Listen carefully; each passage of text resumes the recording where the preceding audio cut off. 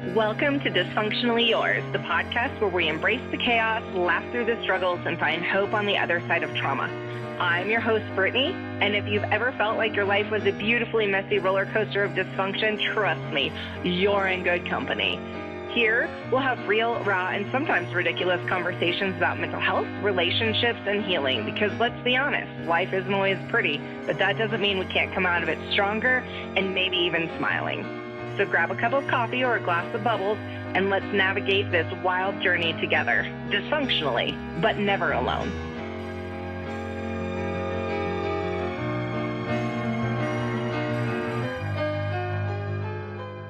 Welcome back, friends, and I am your host, Brittany, and we are back with the Ask Me Anything episode of Dysfunctionally Yours.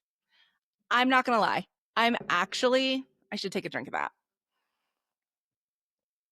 I'm actually so nervous about this episode, and I'm like, what did I walk myself into? But because I pride myself on being real and raw and authentic and transparent, we're going to go into it no matter how uncomfortable I am, and we're going to power through today. So with that, I want to start with a little bit of an ache and relief of the week. My relief of the week, actually, of all of the things, it came first thing this morning. I walked outside to take my dog out for her morning walk.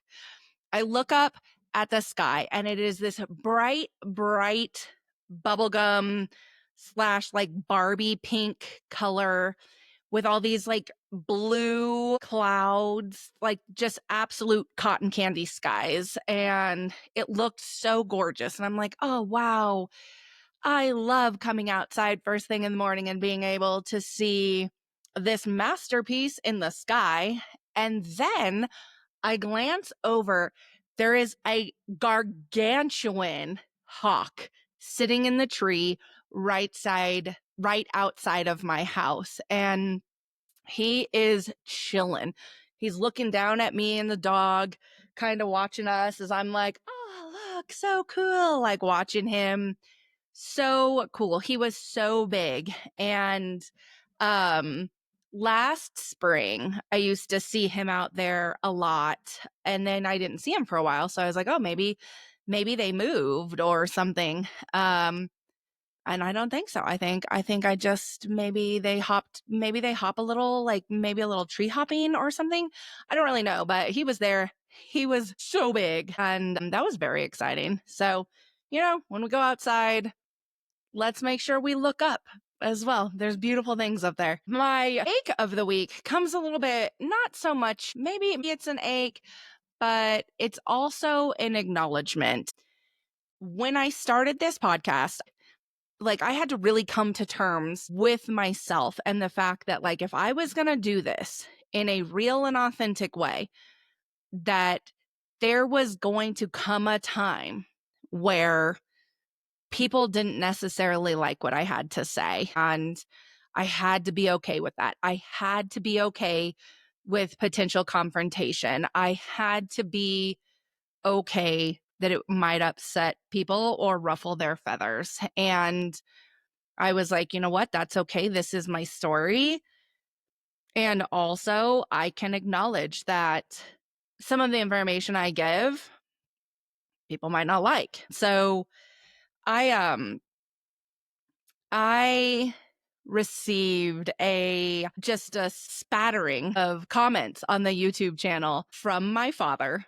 They weren't very kind. They weren't actually very kind or appropriate at all. And that's okay. Genuinely. Like it is okay. But what those comments made me realize is that that his or anyone's memories of a situation are not the same as my experiences of those situations. And I think that goes true for everybody, right? Like when we are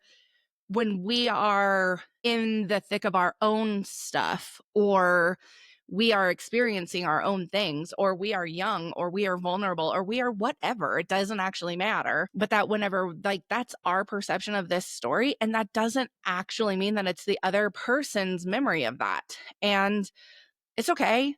It does not null and void my experiences as a child. It does not null and void my experiences as an adult. So like having that tossed at me so early on and in such an inappropriate way by my father genuinely should not surprise me at all, but it just made me want to acknowledge that in a very transparent way for you all. And so while I may, or what I say may upset someone, I mean, anyone, I suppose, the intention is not to actually hurt others. The intention is to really be able to tell my side of my life, not other people's stories, but like my role in that, like in that story or in that experience or in that moment in time, and tell it in a way that is very vulnerable and transparent and honest.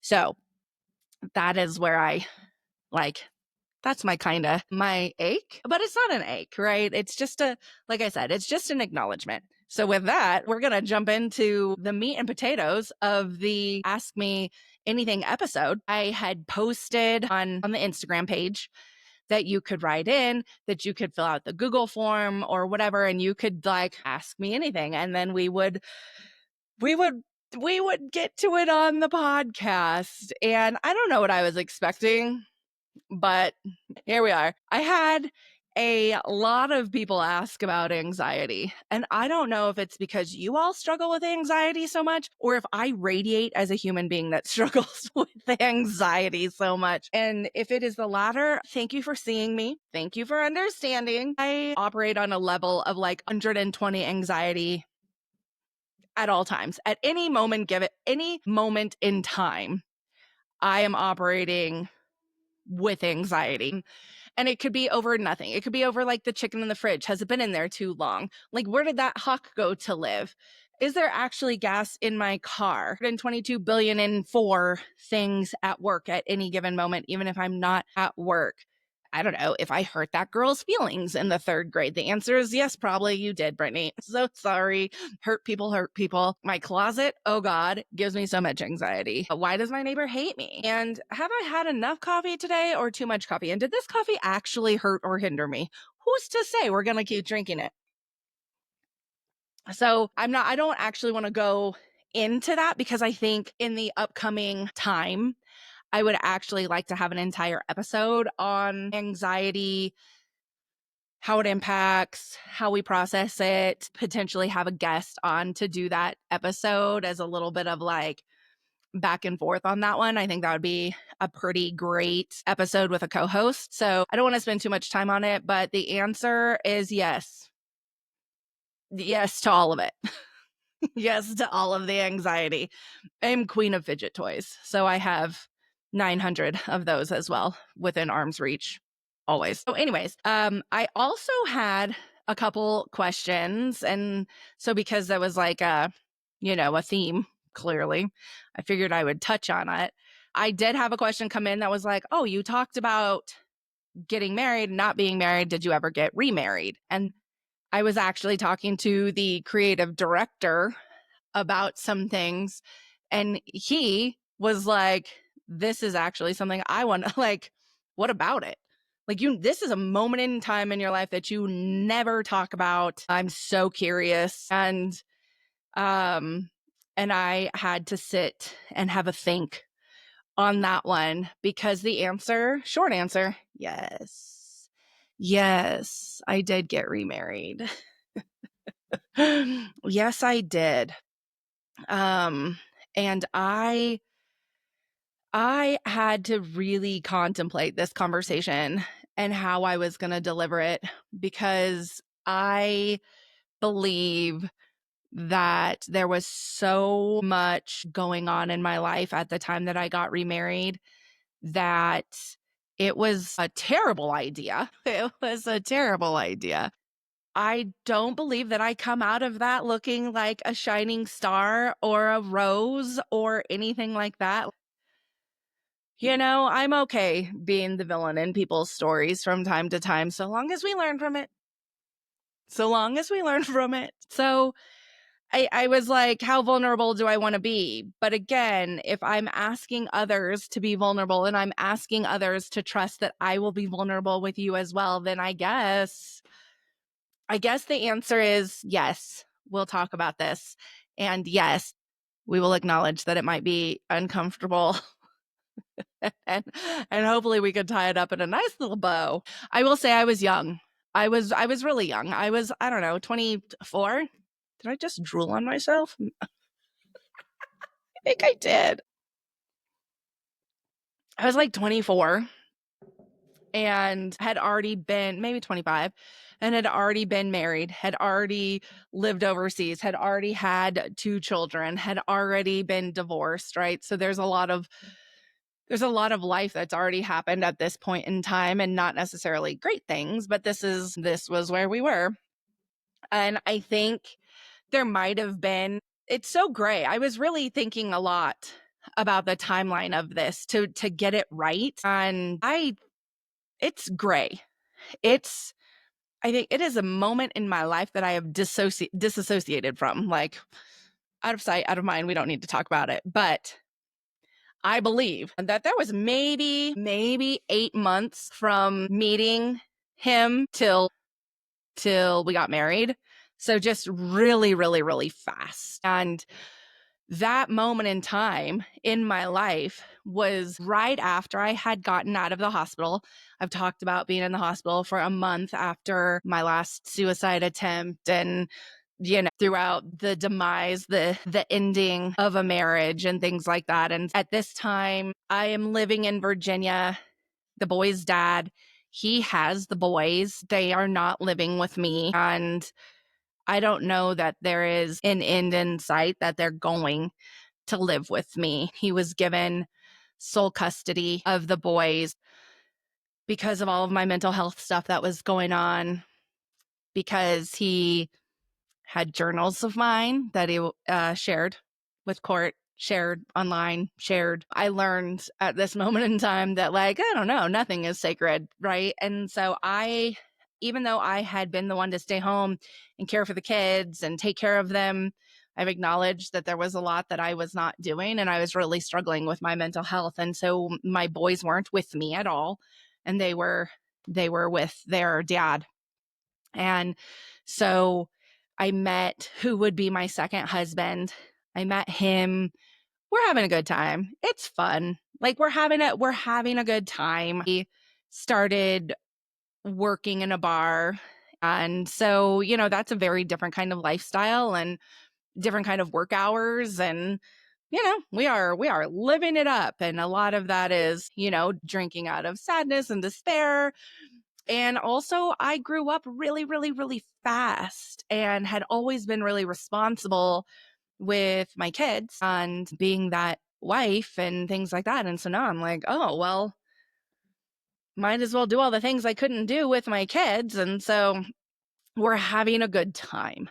And somewhere in all of here, the boy's dad and his new person, they're pregnant. They're going to have a baby. And this is devastating to me because, like, hi, you got pregnant like the day you moved into my house. Like, I was in the hospital. Just really felt really gross. And I'm not loving that. And my kids are there. Like, you've moved somebody else in my house. You're about to have another baby. Like what is happening? Like, and I'm away from my kids. So I'm able to really like focus on, that's not okay for my kids. Not that what I was doing was okay, but like I'm blaming that on mental health, but that wasn't okay. But this is not okay either, right? And so it was just a very, very complicated time. So then I'm like, well, I need to be in a relationship too because, oh, I'm so happy as well. And then they're going to get married. And so I'm like, well, shit, if they're going to get married, and like we end up engaged. That's probably not the order that went in, actually, because these aren't words that I'm speaking out loud to anybody at this time in my life. And so, we're having a good time. I'm dealing with all of these inner things with my kids and my thoughts and my feelings on all of that. And then, like, he says, like, will you marry me? And I'm like, yeah, because I refuse to still be hurt. If the boy's dad is getting remarried and having kids, I'm getting remarried. We are moving on. Who cares? Who cares if we didn't deal with this trauma and loss at all? We're just going to jump into the next thing because clearly this is what I'm doing. I'm working so hard to outrun things that I cannot outrun. So I'm like, yes, of course I will do this. So we're gonna get married. And yes, I was starting to be very annoyed by small things, really annoyed, and actually maybe not small things. I think that there was a lot of embellishment of stories, and they were so embellished that it was obvious that they were embellished. And I'm like, why are you lying, friend? And so like stuff like that really, really bothered me. And I'm like, oh my God, please don't say things like that in public. Oh my God, please don't say that. But I'm gonna ignore all of these things, because what I've now started to realize, I see an opportunity.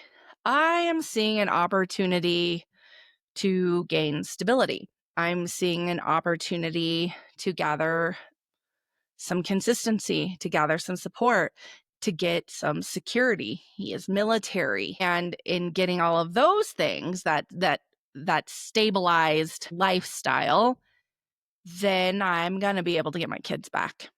And that's really all I want. And so I embraced this wholeheartedly. I'm going to do this. I'm going to get my kids back. And I'm on a mission now. I want access to my children. I miss them. And I have really realized a lot of spaces where I failed them. And we're done failing children. So I'm going to embrace this. And I remember even at the wedding, I had a beautiful wedding. It was a gorgeous wedding. My boys walked me down the aisle. We had a gangster theme with like gangster hats and suspenders. It was like black and red. Very, very cool. I loved my wedding. Like, so great. And, but I remember even at my wedding, that day of my wedding, I remember my dad coming up to me and hugging me and being like, it's not too late to walk away from this. And I was like, Dad, it's fine. Like, this is going to be great. And so we went through with that. And then, we did all of the I do's and all of this. By this time, my kids are in fact back with me, and not because there's like a legal custody change, like a very there's complications. Like divorce and custody is just all complicated. And the boys end up with me, and we are all in Virginia together. So I'm like, cool, whatever. Like, I have my kids. Life is great. We're going to live happily ever after. This is what we're going to do. We are embracing this. You don't need to be 100% happy in your marriage because it fell apart anyway. Like round 2, the bar is set low, I guess. And then as quickly as this relationship started, it started to crumble. Which you're probably like, duh, Brittany, nothing that you just said led me to believe it was going to last forever. But it started to crumble, and it started to crumble very, very quickly, and in really, really not okay kind of ways, right? I think there was jealousy on his end. There was cheating on his end. And there was a lot of financial monitoring and restriction, right? Like a lot of efforts to gain some power and control on his end, which, if you know me, you know that these are not efforts that are going to go over very well, because I'm just not the one. And so that is going to enhance a very volatile situation. The plus side was that he was deployed all the time, but it was really, really challenging, right? I could go to the store and I could like buy groceries, and within an hour he would be like, what did you buy at the store? Or if I was at work and I was picking up everybody's lunch and they're paying me back, he would call me. I would still be at work and he would call me and be like, who did you buy lunch for? Because I know you didn't spend that much on you. Bro, chill. I have cash. It's fine. Like, what is going on here? And so it was like, this was super weird. And then he would deploy, and he changed where his paycheck went. So I have the rent, I have the phone bills, I have electricity. I have 2 children in the house. Mind you, they're my own, but like, I have 2 children in this house. And yes, I work, but I'm not making enough money to like pay for the mortgage that like we both collectively have. And so he's restricted all of his money.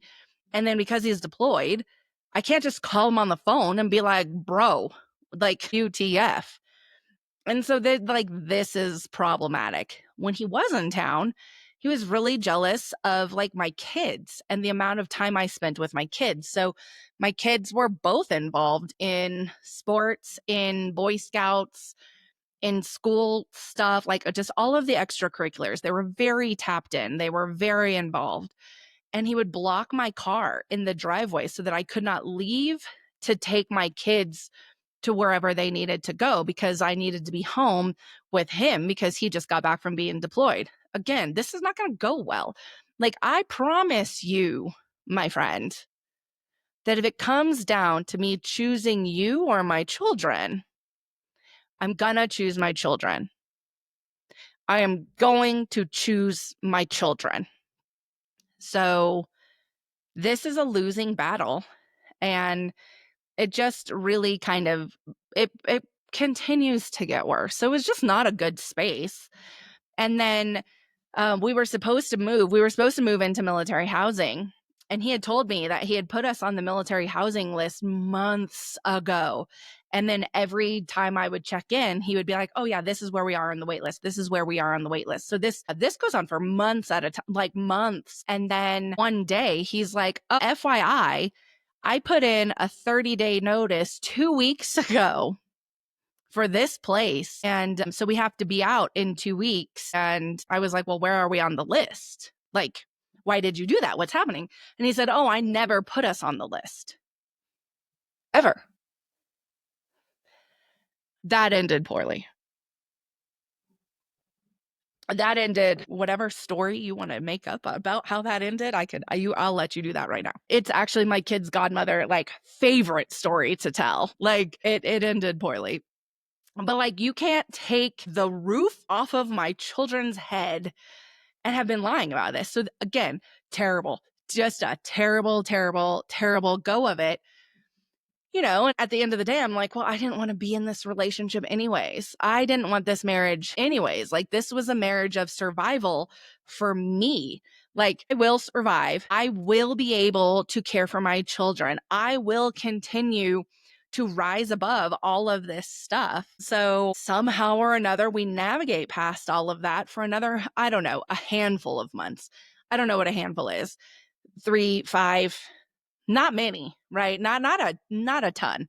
But we do. We navigate that for a little bit up until the moment where, like, he doesn't show up for my kids on my son's birthday. You know, we had gone down to Florida to spend his birthday with his grandparents because that's what my son wanted to do. And then my current husband was MIA, didn't call, didn't say happy, even a text to be like, hey, tell Caden happy birthday. And I was just like, oh, that's how you're going to be done, get out. Do not be in that house when I get back. Do not be in the house when I get home. We're done here. And we never spoke again.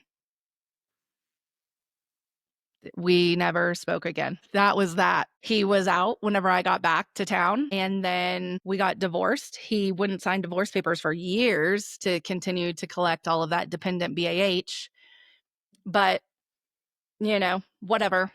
And then when he finally signed those papers, I was like, sweet, wow, I'm fine. I'm finally divorced. I haven't seen you in like 3-4 years, but like, so glad we're finally divorced now. And so that was that. And start to finish, it was probably 2 years total, tops, from meeting to divorce. It might not have even been 2 years, if I'm being totally honest. And that was such a gross moment in my life. That was so gross. And to like tell this story, I know I've told this story to at least one of my sons, and every time I tell it, I can see that it like hurts him. I can see that it hurts him to hear me say that I more or less used this man, married this man to be able to get custody of my children, to be able to show the courts that I was okay.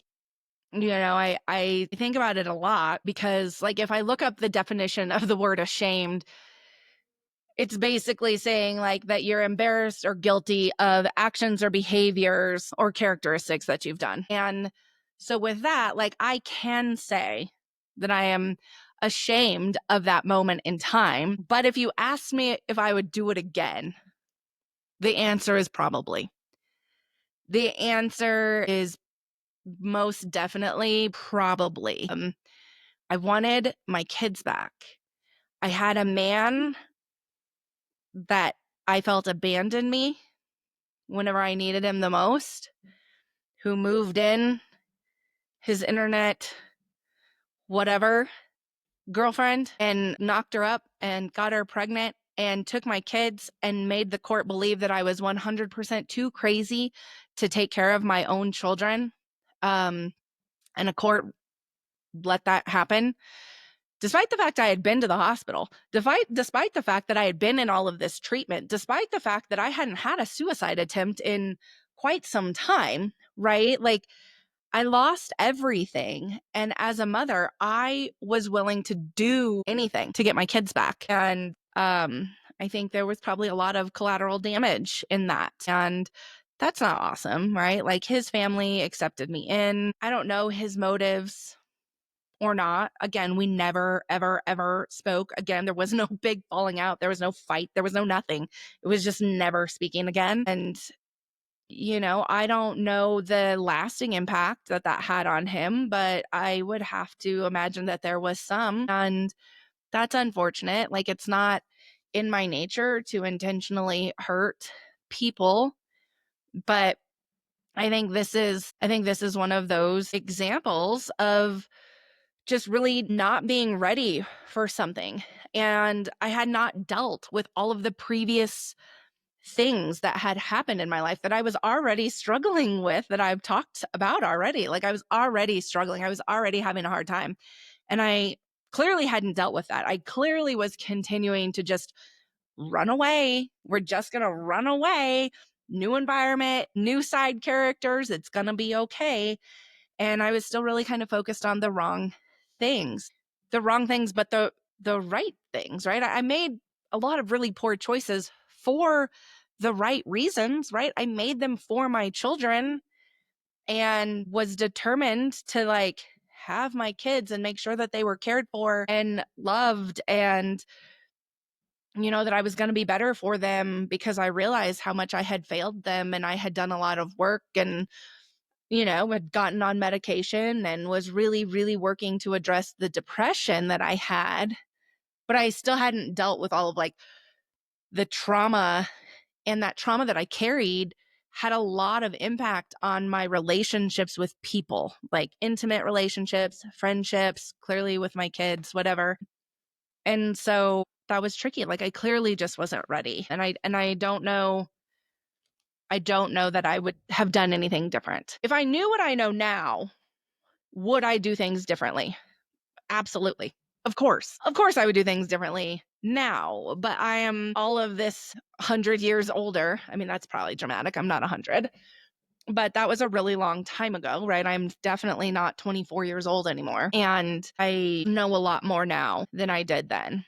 But if I went back, I can't say that I would genuinely do anything differently.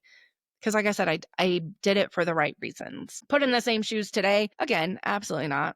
Absolutely not. I'm not here to hurt people or use others, like that whole like crab in a barrel, like I'm going to pull you down just so I can get above. Like that's absolutely not who I am in this day and age. But again, I was young and really broken and really traumatized and really depressed. And so there was collateral damage. You know, there was damage done by me thinking that I could just run away from my demons, me thinking I could just escape the trauma and not really deal with it. And that's why I speak so highly about like looking your shit in the face and being like, absolutely not. Absolutely not. We're not going to do that. And why I talk so much about going to therapy, because otherwise we do continue to make the same mistakes. We do continue to be like, oh, well, you know, this is what I know to be true, right? I said this was survival for me. This was survival for me. If I knew anything in life, it was how to survive. It might be the only thing I know how to do in life 120%.